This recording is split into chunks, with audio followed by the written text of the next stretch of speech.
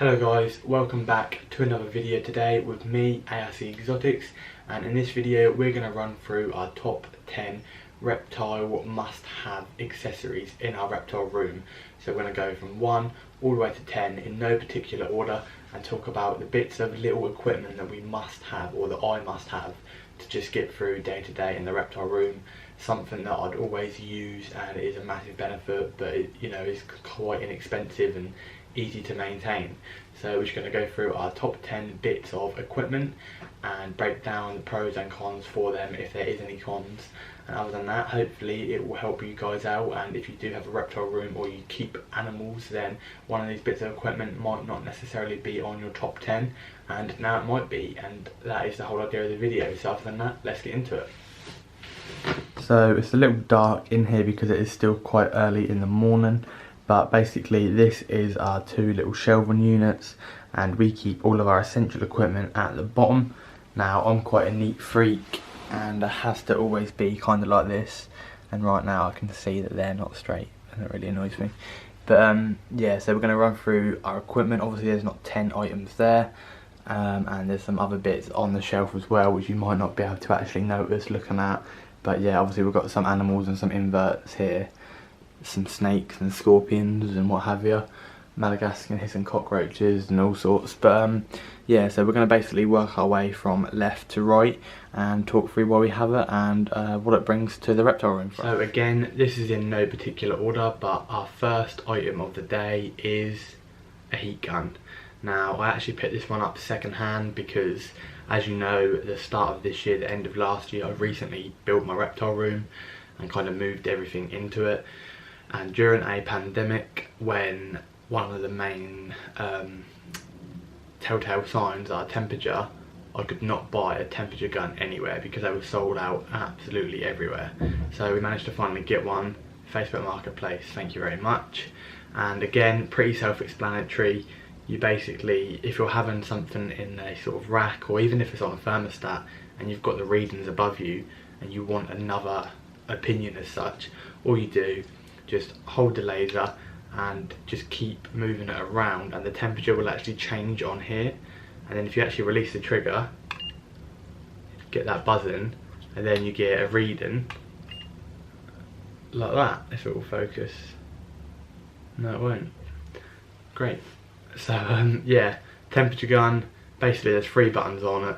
You don't really need to know any more than that. You don't really need to use the buttons at all. Just pull the trigger, wave it around, it will keep the temperature wherever it's going, let go, and it will lock onto that spot, and then you can get a second reading for your temperatures just so you know that they are definitely safe. Or again, if you're having something in this room is 21.4 degrees at the minute, so if I have something at room temperature and I want to just get a feel for what it roughly is, maybe if the day's a bit colder or a bit hotter, I've got this here just to double check and make sure everything is how it should be.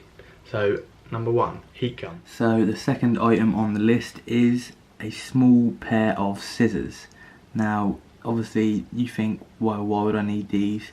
I use these for so much stuff. So basically little things like cutting little tags off, cutting like bits of plant. So basically if you don't want like a big pair of scissors in there, just a little pair of scissors, quickly get them in, snip snip, and it's done. I also use them for loads of other things. Like, it's actually quite hard to tell you what I use them for because you don't really know, you just use them when you need them kind of thing. But yeah, open new packets and, like, you know, Pangeas and Rapachis, just stab the lid with these and open them so much easier, especially if you have no fingernails like me. So yeah, second item, again in no particular order, just a little handy pair of scissors because you never know when you're going to trim plants down, when you're going to cut tags off, and just little like day-to-day, like daily jobs that you use in a reptile room. So yeah, scissors are number 2. The third item on my list is a retractable snake stick. Now the reason I say retractable snake stick is because I do not keep a big enough snake to have a permanent big stick, and I don't keep a small enough snake to have a permanent small stick. So with this one, obviously pretty self-explanatory, it literally just expands to however long you need it. As you can see there, goes quite a way, So it comes in handy for your little things like your corn snakes or your western hognose snakes. Obviously it is still sturdy enough, it's still got a big enough lip, if it will focus, still got a big enough lip for stuff like ball pythons as well, and you could probably do like a pretty decent sized snake with this depending on how you want to handle it. Obviously if you want to take the full weight of it, this is not recommended because it is only a thin stick.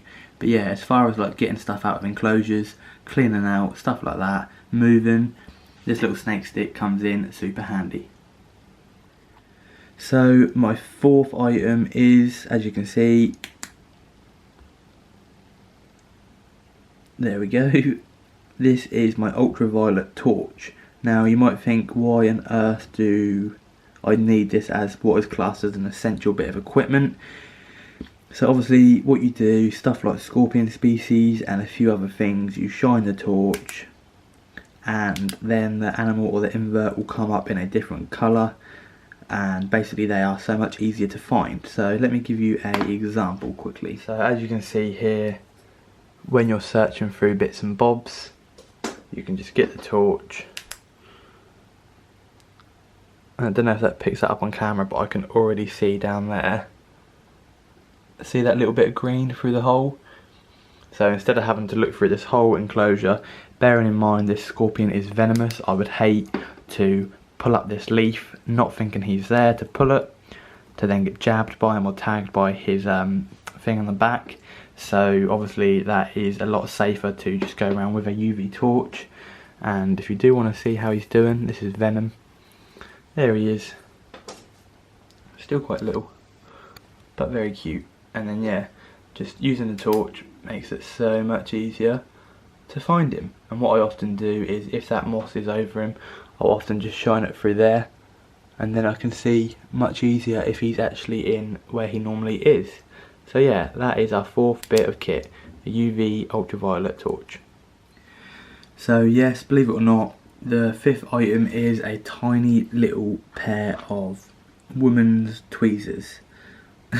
I nicked these from my girlfriend who uses them for her eyebrows and what have you, and I thought, yep, these would be perfect for little jobs, which basically if you haven't really got a very good sleight of hand, these will come in perfect. They have a really nice tip, so they actually really connect where they should. And as you guys know, we have a lot of mourning gecko eggs, and that means a lot of mourning gecko babies. Now mourning geckos have a tendency, and obviously this is quite well known, to have stuck shed in their early days. Now they're very little, they're very delicate. The way to basically combat it is high humidity, but when you can't get them little bits of shed off, these are perfect. Obviously you've got to be very careful, very gentle, but these little tweezers are perfect for jobs like that. Jobs where your fingers, like mine, are just too big and too clumsy. These little guys will do the job. So these are our fifth essential item in the reptile room. Now we're going to do 6 and 7 together. Reason being because they are the same item but in different forms. So to start off with 6, these are our Exoterra bamboo wooden tongs. Now obviously we use these for a lot of things. Stuff like when the actual animal is striking directly onto the end of the tong. I'll take these out of the way for a minute just so we can get the focus. Yeah, so we use these when the animal is striking directly from the actual end of the tong. So if we were to hold a feeder on the end like that and offer it to the animal, if the animal was to overestimate the range and actually bite a hold of these, they would not do as much damage as a spiky set of metal tongs. So we use these for stuff like our Pac-Man frog, who, as you guys know, they often over jump when they feed and sometimes even get your finger, which is up here. But yeah, so Pac-Man frog and other animals like that that feed directly off the tong. So that is number 6 for our must-have. Now the reason we have our metal Exoterra ones are because stuff that doesn't feed straight off the tong. So if we were holding a rodent like a molty or a rat or even a chick or even a pinky, basically any kind of rodent, the animal doesn't feed kind of directly from the tongue on something like a rat, because you can dangle it and the food item ends about here, not here. And obviously you get a much better grip. These are a bit more heavy duty, so you can hold heavier stuff. Whereas these wooden ones, they're fine holding a little locust, but if I tried to hold a multi or a rat, these would fall out. Whereas with these ones, you've got a pretty good grip. So therefore, both sets of Exoterra tongs, which is 6 and 7 parts of our must-have kit in our reptile room. Now, this might not be a lot for you guys, but more for me. 8 is a big set of scissors. Now, as you guys know, I make a lot of mantis enclosures, and that means cutting a lot of net. So cutting a lot of net, instead of having to run downstairs into the kitchen and get scissors, I just find it easier to keep my own in here. Also, you do find them coming in handy for other little things that you don't expect. Again, open new packaging and wiring and clipping it and cutting it, or basically anything that needs trimming. Again, plants, if the little scissors weren't big enough for a root or a stalk or a stem, these guys definitely will be. So yeah, might not be much for you guys, but definitely for me, I cannot go by without these. So these are my 8th item on the list. So the 9th item on the list is a snake bag. Shout out to Morph Matrix, who I've bought a few snakes from in the past. But yeah, he's obviously gifted me a bag when I've bought a snake, but this is the one I tend to keep in the reptile room. Now, these are handy for numerous reasons. In case of, for example, an emergency trip to the vet, you have a bag ready, you know where the bag is, you know it's secure, so snake can go in and off you go. Little things like cleaning out, perhaps you don't always have another rub to put your snake into, or a tub or anything like that, so putting it in a bag is easy going. Sometimes when you're transporting snakes as well, this is the most frequent way used, so a snake bag again is just always good to have around the reptile room, because you never know when you're going to need it, and obviously it makes the snake feel most secure because, as you can see, this is a black bag, so it is nice and dark inside. So yep, that is our 9th bit of equipment in the reptile room we must have. Now for our 10th item, again something that is very sought after during a worldwide pandemic: hand sanitizer. Now we have this just on top of our shelf in the reptile room, purely because not just me but other people come in, and obviously that is good to always make sure your hands are clean before you touch any animal. But the main reason being when you transfer from animals. So somebody could come in the room and touch a snake, and then they could go in and touch a lizard. Now, instead of having to go all the way downstairs and wash your hands before you then proceed to touch the lizard, we can use this. Basically, it will get rid of all the germs and bacteria that they might have potentially put onto your hands, cross-contamination, diseases, enough said. So yeah, this is always handy to have, and once I've done all the jobs in the reptile room, I always finish by using this as well, just because it is always safe, it is easy to use, literally just instant push down and it's done. Doesn't take 2 seconds, and like I say, it's mainly for the cross compatibility of handling different animals like snakes, lizards, mantises, frogs, etc. So yeah, that is really important, especially if you keep different species in your room. So guys, that is 10 items that I cannot go without in my reptile room. Obviously, you know me, we're not just going to do 10, we're going to do 2 bonus items. Now, these 2 bonus items, obviously it's up to you, but again, I couldn't quite narrow it down to just 10, and these other 2 are a must have in my opinion, and what I must get by every day without these 2 items. So yeah, I'm going to show you these 2, and then basically that will be it. So the 2 bonus ones are now coming up. So the first bonus one is different spray bowls, or just in general a spray bowl. Obviously humidity is a really important thing in the reptile community, and you will need it for a lot of animals like your snakes and your lizards. So we have a big spray bottle here. We have a kind of smaller one which is a bit more of a mister, and we have this little tiny one for the inverts, because again you don't want to hit them with straight water because it will be painful. So yeah, just a light mister. Big heavy duty one, and the green one is just a middle point for basically a bit of everything.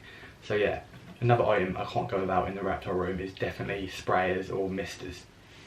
So last but not least is,